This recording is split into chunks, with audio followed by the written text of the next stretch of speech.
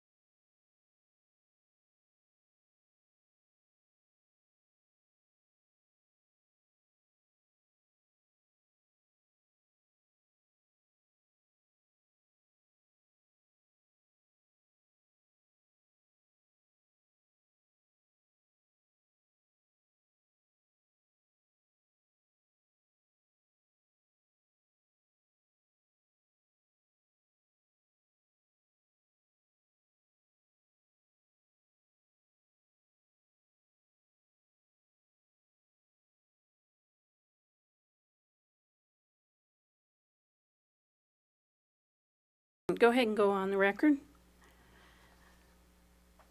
Good morning. Today is April 2nd, 2024. The Commission has set this time for a presentation and file EW-2023-0199 in the matter of a collaborative workshop for customer education and outreach regarding the introduction of default time of use rates by Evergy Metro, Inc. and Evergy Missouri West, Inc. My name is Nancy DePell, and I'm the regulatory law judge presiding today. I have two commissioners on the WebEx, Commissioner Coleman and Commissioner Kolkmeyer. I have Chair Hahn here with me today, and Commissioner Roop will be here shortly.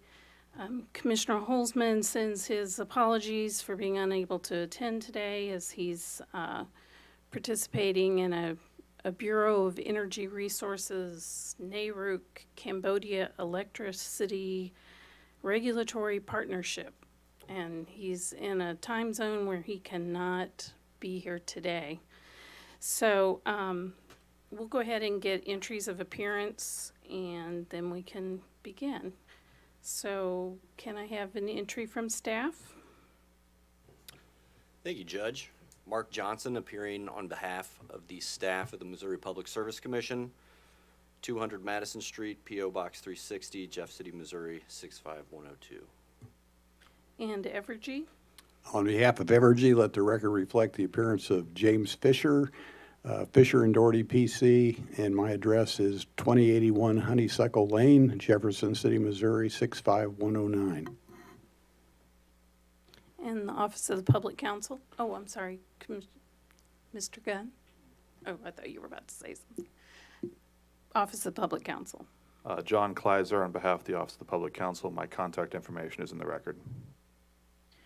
And are there any other parties or persons that wish to make an entry? Judge, I have three folks from the company here. Whenever it's appropriate, we can kick off the presentation. Kevin Gunn will begin with an introduction, and then we can go to the slides, I think. Okay. And after that presentation, I will give staff and public counsel an opportunity to say some remarks as well if you would like. So I think then we can go ahead and you can introduce your folks and begin with the presentation. May it please the Commission. My name is Kevin Gunn, Vice President for State and Federal Regulatory Policy with Evergy. Have to admit it's a little nerve-wracking being on this side of the bench, so apologies in advance if I stumble a little bit. As you know, this is the last official on-the-record presentation about time of use rate implementation, but it's certainly not the last time we will be sharing information with the Commission and other interested parties. Of course, we will continue to file our quarterly reports, but in addition to that, we've had productive conversations with staff to provide updated information as circumstances warrant. If there are significant updates, we will share them on a timely basis, regardless of the timing of the next quarterly report. This is an iterative process, and we expect there will be unexpected lessons learned, and we will share those to the benefit of everyone.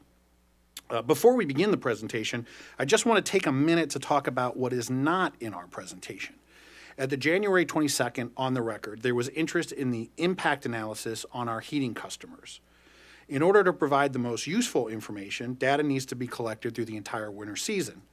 That winter heating season ended on March 31st, this last Sunday.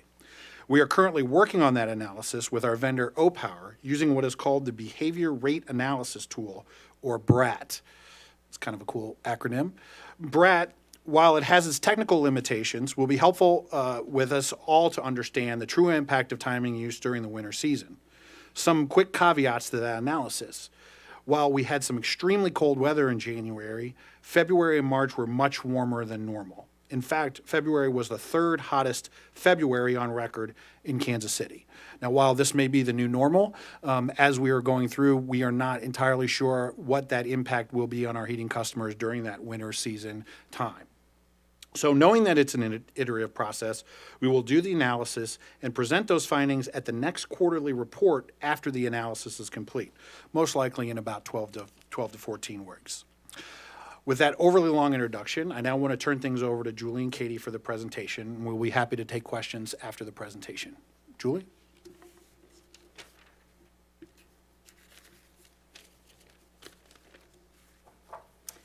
Thank you, everyone. My name is Julie Dragoo. I'm Senior Director of Customer Strategy and Support, and we'll share some details with everyone on our TOU implementation.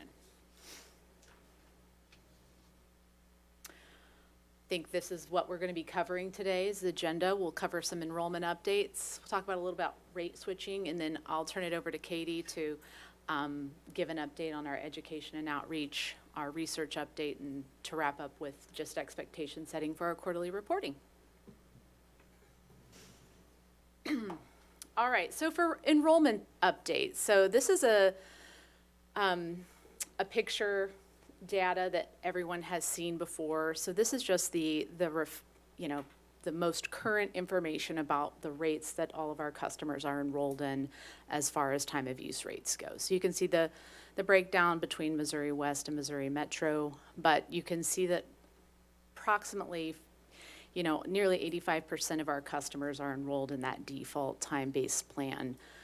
I think if you recall, this data that we've been providing in our monthly and now will going forward in our quarterly reporting hasn't changed a ton in the last few months. So since December, I think the highest point we had the summer peak time-based plan was about 10%.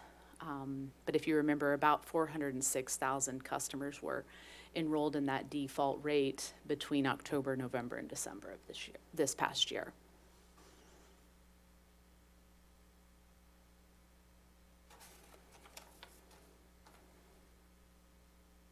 So rate switching, so this has been a topic we've covered as well over the past several months, which what we're defining as rate switching is a customer who has not moved but is living at their same address but has changed time of use rates. So if they were defaulted into the default plan and they have moved to a different higher differential plan, or they started on a different plan and have changed to many, as you can see in some cases, different options.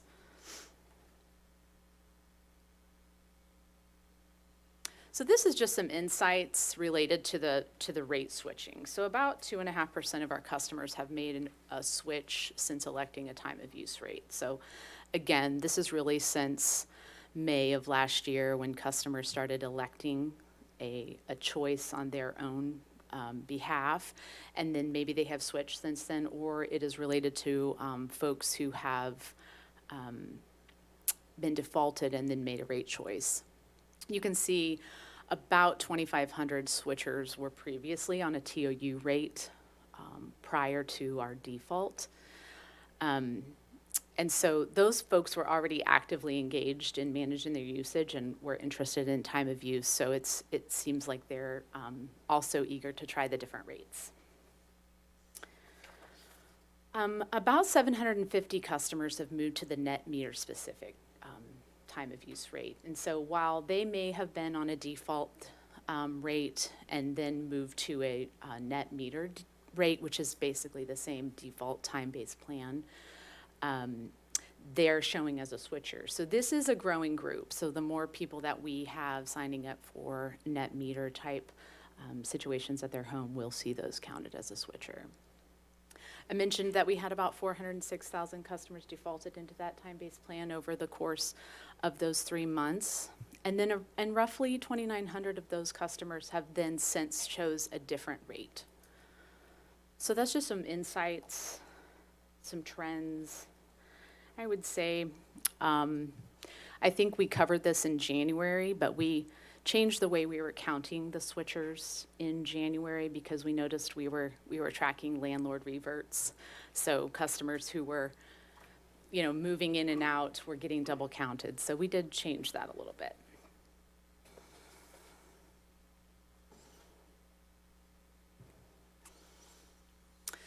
This is just a view of what folks are selecting when they do make a choice. And this we did cover in January, and this view is of the most recent choices. So about the 1,700 customers who have selected a new rate since around February 1st.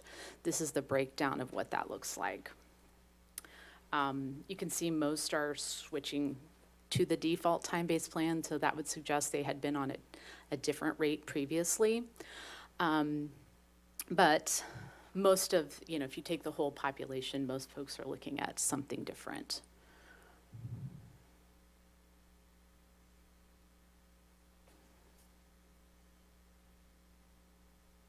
So I think we've talked about this before when we talk about rate switching. So obviously for our customers, when they get online, they can make that choice themselves. They can call our contact center.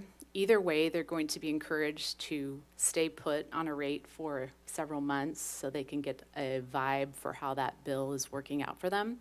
But it is not limited at this point. We did make the change in January that when they do choose to change their rate, that will happen at the beginning of their next bill cycle.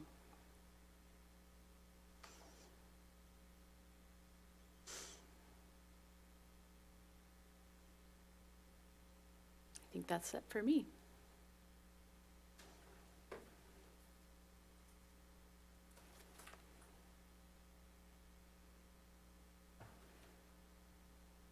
All right, good morning. My name is Katie McDonald. I've been here before, but I'm the Vice President of Public Affairs. And I, as Julie mentioned, will be talking about an update on our education and awareness efforts, and then also an update on our TOU research. So first, education and outreach.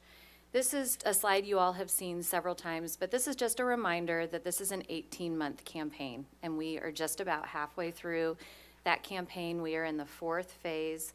This campaign, as we recall, was designed to get awareness. Most of 2023 was entirely focused on driving to an action so that folks would pick a rate.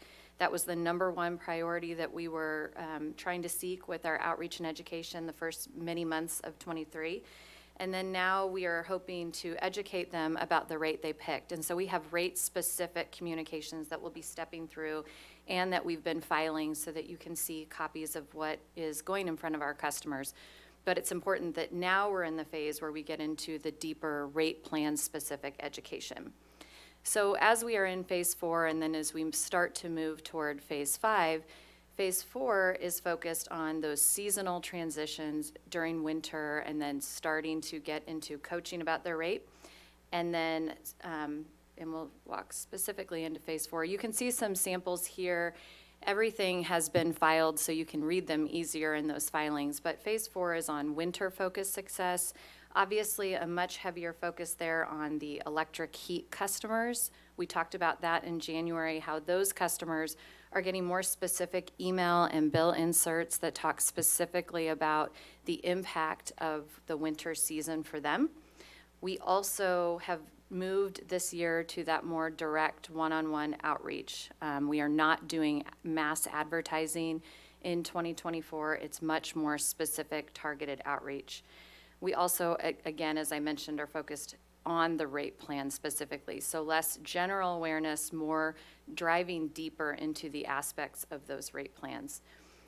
It's important to note that, and we had Elena, who many of you know, Elena Johnson, she was last week speaking at an O-Power conference about our post-enrollment efforts using the O-Power digital tools. And it's important that we mention, I know the last few times we've been really focused on getting folks to enrollment, but post-enrollment is possibly the most important phase, because this is the time when customers really need to understand the changes they could make, what options are available to them. And so we've talked about before, but we have several different digital and non-digital modules that go to customers. In the last 2 weeks, customers got their rate education reports. Those are the reports that go out twice a year. I have more on that in an upcoming slide, but everybody that has 9 months usage or more got a letter in the mail with their rate education report. And then all of our customers who have digital accounts with us, so that's close to 80% of our customers, they also receive the rate education reports as well as weekly rate coach reports that speak specifically to the last week of usage and the impact of their usage on their bill and how they're trending toward their monthly bill. So a lot of direct outreach in this phase. As we move toward phase 5, this is our summer-focused success and coaching that is more focused on all customers, since all customers need to be preparing for the summer. And so this is part of a journey that we've had for a while. For many years, the last several years, we've had high bill season communication journeys. And what that is, it's a series of communications that are tied together, that build on each other, that are all focused on summer usage season. So now that we have TOU, we have built time of use specific content and modules into those emails and direct mail campaigns so that they can play on that high usage season. We have much higher open rates during the summer season. And so we're combining that TOU messaging with our traditional high usage messaging to help customers remember to switch their usage. And we're also working in MIA to help folks understand products and offerings they have to help them save money. So the rate education reports from a timing perspective went out last month. And then in the next few weeks, we will start moving toward this summer-focused success and coaching. This is a slide that has our rate education reports, which is a real hallmark, as I mentioned, of our post-enrollment success. Customers will continue to receive rate education reports 2 times a year in the shoulder months of fall and spring. As we have mentioned before, we've been sending these since we had the pilot TOU reports in 2019. So we've been sending these to all customers since 2019, but they've now been updated to reflect the new rates. We also provide customers in these reports expected costs for each plan based on past usage. And you can see on the far right in the upper, this looks at a monthly view. So we don't just say your average usage for the year. We also can break down and give by each plan, by month and full year, a shadow billing view so that they can see exactly how they would do on these 4 different plans based on their either 9 or up to 12 months of historical usage. We would expect that we may see an increase in rate switching after these sends, since we're getting very granular detail to our customers in a mail and email format. But we're not encouraging people to switch their rates. We're encouraging them to choose a plan that best meets their home's needs. Can I ask a question? Yeah. So the example you have on the slide when you zoom in, is that just that's not based off any averages, that's just your orange and green and blue bars, that's just a generic, what it would look like? That one's a generic what it would Okay. look like, yes. Thank you. And then this slide 14 is compare my rate tool and online engagement. You've seen this slide again before, but we have updated it to reflect that you can see we are still seeing higher engagement with our online tools than prior to TOU. Obviously, those numbers have come down quite a bit. They were highest as customers were going online to pre-select their rates and select their rates using the online rate compare tool. As we've stated many times, nearly 30% of our customers pre-selected and 81% of those pre-selections happened online.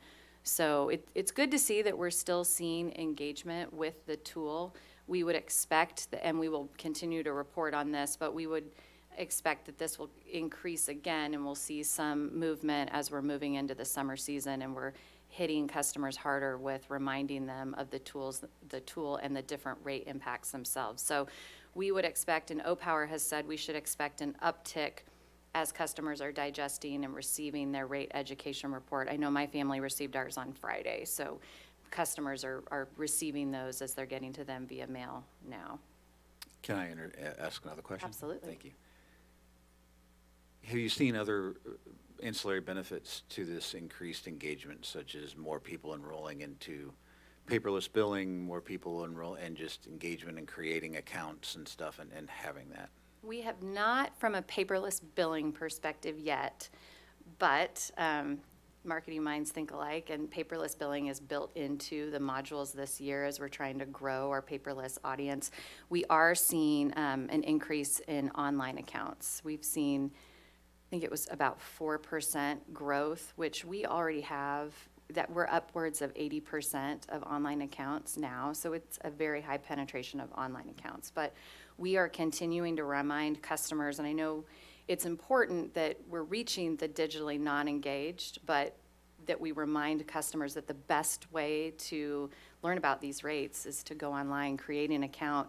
That's how you get weekly analysis, and that's how you get all the information and unlock the ability to look deeper into your rate yourself. So we'll continue to track that and report on that, but we would expect to see continued increase in online account growth, just not at the same percentage increase. Can you benchmark that to like other utilities of your, like, where does 84% seems pretty high? Yeah, so it's interesting. We have a few different ways that we look at it from a benchmark perspective. We only count customers, that only represents customers who have actively used their account in the last 12 months. If you go inactive after 12 months, we don't count you anymore. It's really important that we're looking at active accounts. Many utilities will just count anyone who's enrolled ever. So it's not it's a self-reported benchmark. But the closest to that is in the 60% range. So we feel pretty good about where we are. Yeah. Thank you. Yeah. Okay, moving on to our research. So we have broken this down to a snapshot of the full research. We have a lot of research that's been filed many times, many pages that have been filed. And so this is just a snapshot, a summary of the research today. But if you're interested in all of the research that we've done, the reports that have been filed have all of that detail. From the start of our campaign until the end of the transition last year, we conducted 2 types of surveys.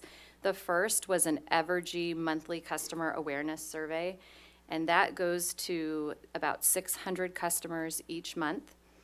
What we found from that survey that's important is about 97% awareness of the new rate options, and then 87% awareness of the change to time-based rates overall. This was a 93% increase from the baseline measurement that we conducted in June when we were beginning the campaign. Customers recall Evergy communications about the new time-based rates. That increased from 32% to 89%. And then when asked what they believe to be true about time-based plans, most have correctly identified the key aspects of time-based plans, which is really important and foundational to what we were trying to do as we talked about what education would really mean from a campaign perspective. And then secondly, we did third party. We used True North, and they conducted research online panels in May, September, and December. And the key findings there were very similar to the results to our Evergy survey. We'll go through those details in the following slides. But customers had high awareness of the change to TOU, and they continued to increase their understanding of the plan details in the subsequent surveys.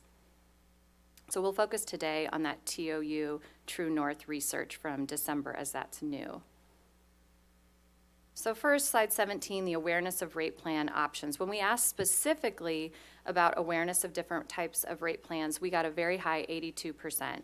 Again, this increase from the baseline, as you can see, is very large, showing the campaign worked at engaging and educating customers.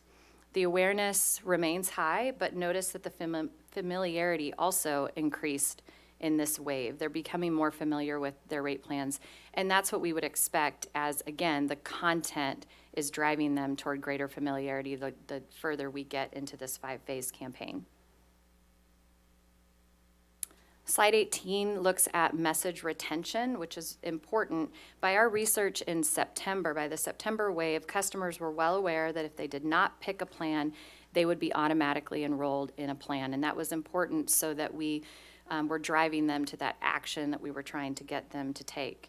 Also, we're starting to see some of the negative about TOU rates specifically go down. If you see like customers thinking that their rate was going to increase as a result of TOU, by December, it went back down to pre-campaign numbers. So we were starting to break through some of the things that customers were assuming when they first heard about TOU rates and based on some of the media coverage that we've talked about in past meetings. This also shows that as customers are becoming more familiar with their rates, some of their fears of TOU rates were starting to subside as our education was focusing on the important features of the rates themselves and helping to dispel any of the headlines they read about TOU in the media. We were able to help correct the record for the customer. Slide 19 shows really here is that customers are increasingly informed about TOU. They remember seeing Evergy communication more so than other communication about TOU, including news media, which is really important and something we were driving toward. This shows the ability to reach and engage customers on this topic. High engagement were from our direct mail and email, along with our bill inserts, and this aligns with the main tactics we used in the campaign. If you recall, we were very heavy with direct communication, both direct mail, direct email, and the use of bill inserts last year and this year. Moving on to understanding of TOU. So we talked about awareness, so now we move more into the understanding. The research shows when you ask details and educational focused customers about how TOU plans work, customers' understanding continues to grow.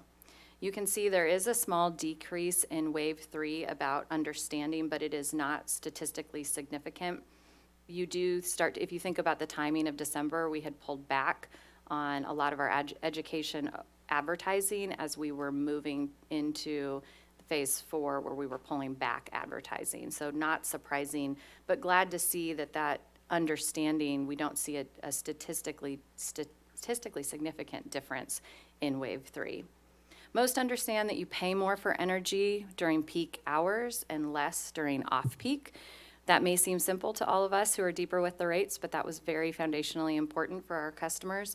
And while there is still some division, as you can see, over whether the TOU plans will save customers money, we think this will likely change as customers get their first few bills. Again, this was in December, and as we start sending more of the rate coach emails, a lot of customers were not yet getting those rate coach emails in this December timeframe.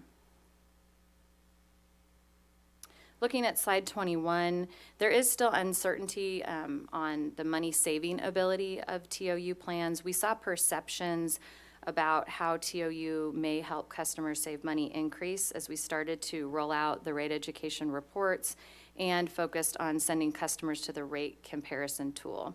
So we believe what this is telling us is as customers started to see the more personalized data, they start to better understand how TOU can help them save money, which you can see a big jump in wave 3 of our results. Slide 22, we ask about future communications preferences as we were planning at that point for 2024. By wave 3 of this True North study, customers are showing signs that they have the information they need to feel educated on their rate plans. We think that is conclusive of the education plan working, and we think this will continue. We would expect this to continue to increase as we get more into 2024 with the personalized rate information.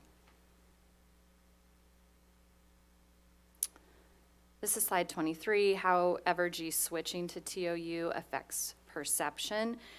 As expected, based on what J.D. Power has shared in the past, we did see a drop in overall company satisfaction as a result of TOU. Most of our pre-TOU research told us this would happen. J.D. Power said this would happen. But there's good news in this slide, and the good news is that we're starting to see some of those unfavorable views subside as customers have more time with the plans. We hope as customers receive more bills that we'll continue to see perception shift, but it will be important to watch what happens during summer high bill season. So we will continue to ask many of these questions in 2024 as we move forward to see, this was in the very early stages in December. Most customers had received maybe one bill on TOU, so it's really important that we're keeping that research up in 2024 to see the more longer impacts as they're living on their TOU rate. And then satisfaction with their current rate plan. No matter what wave we look at, satisfaction is higher with when the customer selects their plan. And Commissioner Roop, you asked us about that in November, and so we're digging more into that in 2024. It's a bit early to tell at this point, but we do see, clearly a difference when you select your rate plan versus customers who took the survey who did not select the rate plan. Again, wave 3 was in December, so it's very early. Want to caveat that, but we will be continuing to file our research quarterly as we're conducting our 2024 research. In slide 25, this looks more at Evergy's brand overall. And it's important to note that we're starting to return to pre-TOU levels as Evergy's, again, as we're providing more personalized education. Some of the questions around leadership, communications, resourcefulness, we're starting to see improvements there, which is important. And again, as customers are more familiar with their rates in 2024, we're hoping that perceptions will continue to improve as customers see what these rates really have the opportunity for them. So in summary, again, a 5-phase, 18-month campaign. We're just a little over halfway. And as you can see, the third-party research in the recap is showing that customers were fully engaged in the TOU campaign with high awareness of the switching happening and the defaulting happening if they did not select a rate. They understand the main important factors of the rates, like the fact that it costs more during peak and less during off-peak. We saw big improvements as that campaign progressed. And as we continue into phases 4 that we're in currently, and then as we progress to phase 5 for the summer, we're seeing customers, we will continue to see customers' full understanding and education on the rates increase. We have high TOU awareness, customers remembering Evergy's communications. That's really important that they're recalling the communication that we're educating them, and especially the email and direct mail, which are foundationally 2 of our most used tactics. Personalized rate tools matter. High use of the online tools, which has helped influence customers' rate selection and then adoption and understanding. And then, again, the comprehension of their TOU plans is increasing. That growing plan understanding is foundationally critical to an education campaign, so we're pleased to see those results. And then perceptions improving. Customers' views of Evergy's TOU shift is starting to stabilize, which is meaningful for us. As we continue this year, again, we're going to focus more on the one-on-one communications and more on the rate-specific communications to focus on those seasonal transitions, both for online and offline customers, so that customers can deepen their understanding of their individual rate plan. And then this last slide just summarizes, we thought it would be important to wrap up with the quarterly reporting that we will be filing. Later this month, we will be filing the first quarter report, and that will include the bullets there, the rate counts and enrollment data, the rate switching data, and then any new education material that's been created or any research that's been conducted since the last quarter.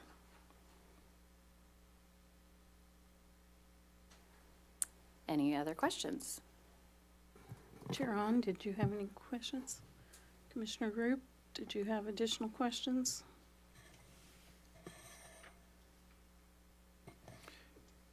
So you guys have done a very good job of getting your customer awareness out there. What have you found is the most effective tool to go from awareness to action? Is it the personalized bill and the bill, or where have you seen the biggest bang for? You're aware, now you're actually participating. Yeah, so in 2023, when we were focused on enrollment, it was the use of the digital tools to drive customers to that rate comparison tool so that they could see once they logged in, once they were through the online account portal, they could see the actual impact and use that tool. That's where we saw 81% of the 30% that that took action was direct result of reviewing that tool and looking at the options that they had there. In 2024, I would say it's early to really know what's taking action, what was driving action. We do have high open rates on the weekly rate coach emails, but we're still in shoulder months for most customers. And as Julie noted, even for all electric, we're not seeing a lot of action. We walked through the online enrollment, probably because of the really warm February and March. We're not seen increasing calls to the contact center from those winter heat customers. It's been a very stable winter. We weren't sure exactly what to expect, but as we go into summer, I think we'll have a better view. So I don't have a really good answer for 24 yet, because we're not yet in that period where TOU rates are very relevant for most customers. And as we get towards summer, I think that's where we'll start to see what tactics work most effectively. Is there anyone else presenting after you, or? No? Oh, okay. This might be a question more for Mr. Gunn. Staff had expressed concerns about not having more of these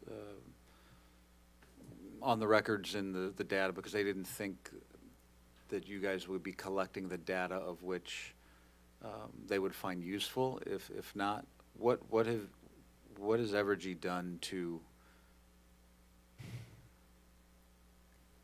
increase engagement with staff so that there is a level of comfortability that information will be shared and that information will be relevant and timely? Even before the order that came out that moved the reports to quarterly, I was engaging with Jim and particularly with staff to try to figure out exactly what they needed. There was a lot of stale information that we were providing. I think in the January deck, out of like 140 slides, there was only 40 or so that were updated. So we wanted to make sure that we asked them what they wanted to see. So obviously we'll continue to do it on quarterly, but I have been engaging with staff, again, and particularly with Jim, to say there are things that if there are significant updates, we will certainly provide you to those to you outside of the quarterly reporting. We're not going to wait if there's significant updates. When we see, if we, for example, have we see that we need to have a significant customer outreach event, or we need to have significant change in our customer communications, we will provide those to them monthly or potentially even faster than that, depending on how significant those will be. So while the quarterly reporting provides a framework, we will continue to engage with staff and other interested parties in order to provide them with the information that they feel like they need in order to make a decision. We are still early on in the implementation phase, and because of the relatively warm weather, as Katie said, it's been stable. We suspect that we will have lessons learned from this winter season. And then when we come into the summer season, we expect there's going to be a significant amount of lessons learned, and we'll see a lot more rate shifting. We'll be able to see pattern recognition. And we will continue to engage with staff on that outside of the quarterly reports. And if there's something in the quarterly reports that they don't feel like is accurate information or that they need more, we're certainly more than happy to work with them in order to provide them with the information. But we have, I think, and you can check with staff, had those conversations. A perfect example is we knew we weren't going to have the heating impacts from the winter season today because of the timing, because it just ended on March 31st. And so we engaged with staff and general counsel to make sure that all parties understood that was not going to be available and that we would provide it at a time. And if they wanted to move the presentation in order to capture that data, we would be more than happy to do that. I think the consensus was that it was fine to do it on April 2nd, and then we would provide the data at the quarterly report in which it happens. If there's some significant new data that comes out of that, before that, we'll give staff a heads up. I think that's something that we're happy to do and that we've agreed to. Cool. Thank you. Follow up. You've been in the trenches with this for a year now. Looking back, what surprised you the most from where you are today to where you were when we first started this? What came to fruition, what didn't, what just any personal anecdotal of being there and dealing with it, and any look back on anything that you think is interesting or relevant? Yeah, gosh, that's a big question. I have a couple team members that are watching that are probably, they wish they could pass me a note and tell them their personal stories. I'm personally just proud that all the main team members are still at the company. This has been a really rough project. So, I mean, it's just been really a lot, we're really, I know we keep saying we're flying the plane while we're building it, and that can be learning lessons and digging in and a lot of different opinions on how to fly the plane, and that can be hard. But everybody's been really focused on making sure that the customer is armed with all the information they need to make a choice. It's hard when we're in this segment where customers aren't looking to get more information from their utility provider. They're not looking for choice in their rates. Most customers, choice wasn't something that they thought about. And so I think what was most difficult was the negativity that we as employees faced from just customers thought that we were going after a money grab, that there's no way that this could be anything other than us trying to find a new way to get money from our customers. And that was really difficult to try to get past that and try to cut through and really be able to achieve the goals of the campaign and not just have negativity and have customers shut down, because we didn't want customers, especially our most vulnerable customers, to have a bad experience. And so that was really difficult. In my 16 years working for the company, I'd never had as many people, negative about the company I work for as we dealt with last year. So that was most surprising, I think, that a company that has such high satisfaction would go through that. And then I think, what was your other question? Lessons learned. I think engaging, the need to be as cross-functional with a campaign like this and make sure all of our campaign channels, to make sure all of the areas of the customer division were working together on the same set of the ways that we described the plans had to be very consistent. We had to be more coordinated than we've needed to be before across our digital, our non-digital, our event management, our contact center. It was a lift that was unlike anything I've seen at the company. So that from a customer communications. What I'm most proud of is the fact that 30% of our customers took action and changed their rate. And now when I'm talking to folks, that negativity is starting to subside, and folks are understanding, I do have choice, and it hasn't been that bad. So that's been good. I think the opportunity is to see 2024 is where we'll learn probably even a lot more as we start to see behavior and we start to see what motivates behavior change and whether customers are switching. We've had a lot of dialogue internally about the switching that could occur before summer. And will we see that? Will we not see that? Yeah. I think the most important thing you said is that customers are now recognizing that choice is something that is available to them. I mean, the fact that they didn't even think choice was never, because of just how this is your rate, take it. And that's a huge paradigm shift of a customer walking in and thinking, I now have choice in a heavily regulated environment and stuff, and I can proactively. So that's huge. The other thing, too, is I'll point out, your team probably all stayed because somebody stood up and said, hey, remote work is really, really important for our team, and I'm glad that they had a champion that stood up for them. That's probably why most of your team stuck around. Thank you.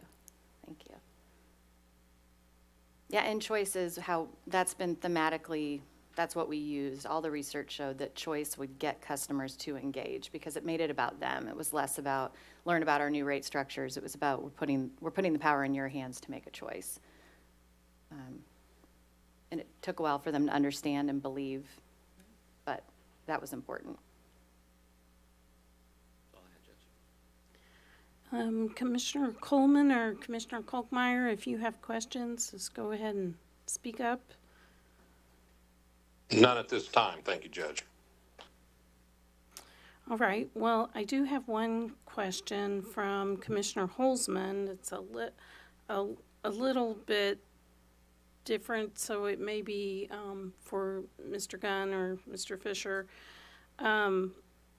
So in the previous rate case, in the revenue requirement stipulation, there was an agreement, and the report and order cited it, saying that Evergy had committed to developing a report that examines the technical billing and legal barriers to offering further TOU rate options to residential customer generators with net metering or interconnection agreements. Do you all know if that report has been completed? Unfortunately, I do not. I expect Brad Lutz will be here tomorrow, and he may be the most likely person to give you an answer on that. We can ask him that. Well, can you find out for me if that has been completed, and if so, if you could make sure that the commissioners, well, make sure that it, maybe file it in this case or in the current rate case, so that the commissioners can have it available? We'd be happy to do that, sure. Just want to follow up on the judge's question. Has the study been started?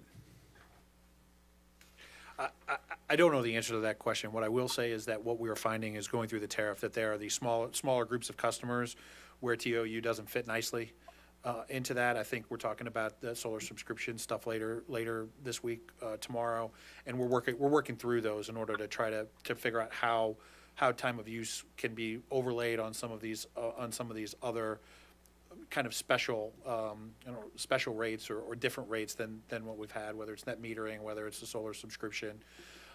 So we're working through those. I will find out specifically about the report. We are finding and discovering some financial and technical barriers, and we're trying to solve them to the extent, or figuring out exactly where those customers can fit on the TOU spectrum.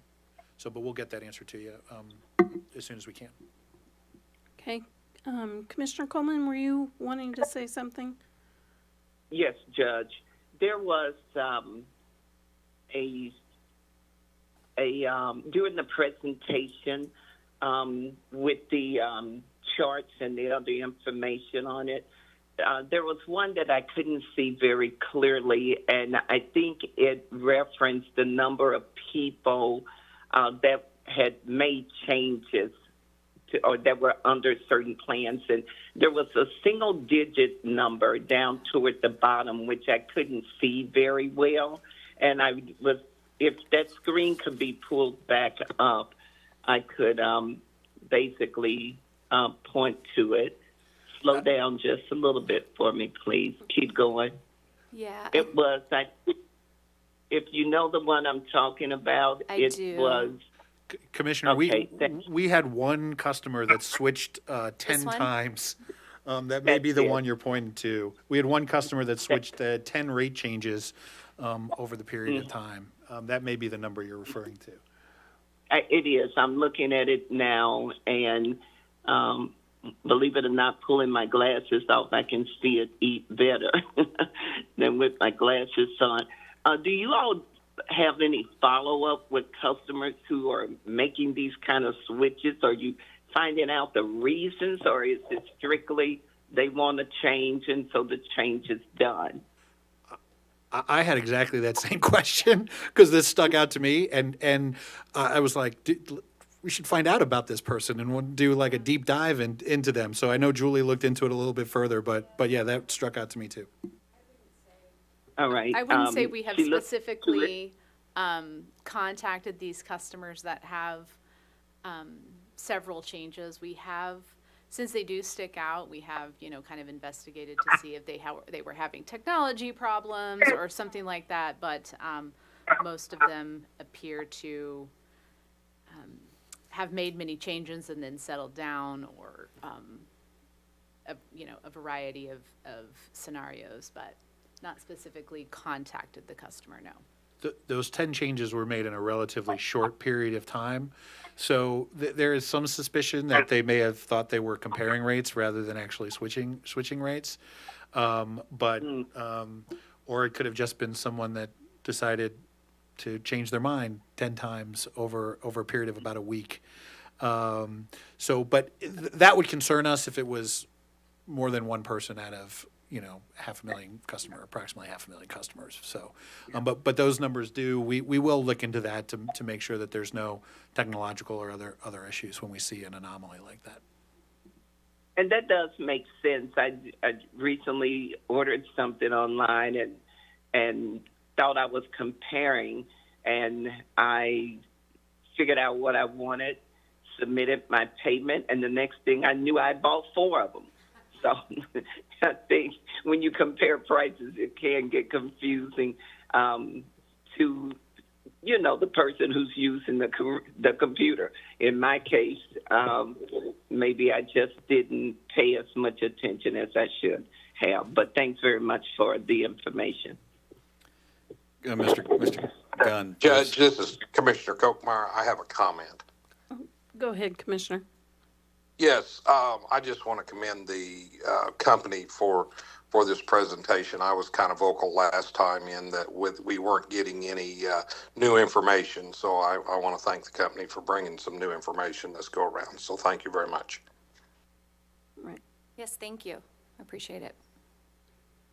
I was just going to add one thing to Commissioner Coleman's commentary.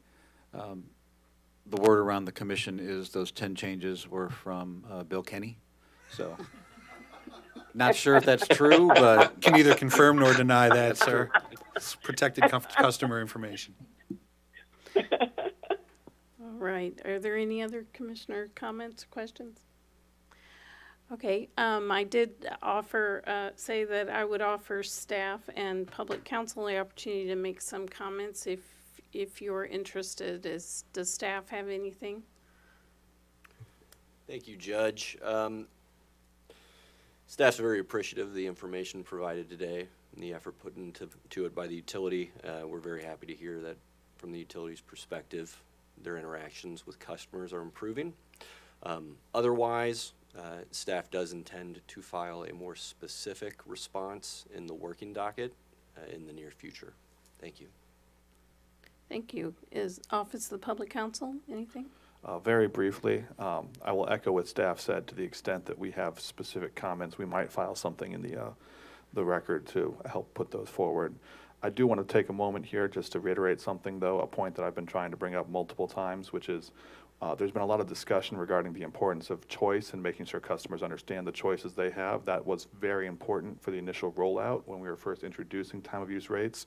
However, I just want to remind people that the true benefit of time of use rates is the capacity to mitigate peak load by changing how customers consume electricity. So as we move forward, I'm hoping that we have more and more emphasis placed on convincing people to change their consuming habits in a way that benefits all customers. And it does sound like that's a focus of the company moving forward, but I want to take this opportunity to repeat that. Otherwise, I just want to thank the company for putting forward all this information and thank the commission for keeping this venue around so that we can have these discussions. Thank you. Thank you. Is there anything else? Not seeing anything. I will appreciate everyone's participation, and we can go off the record.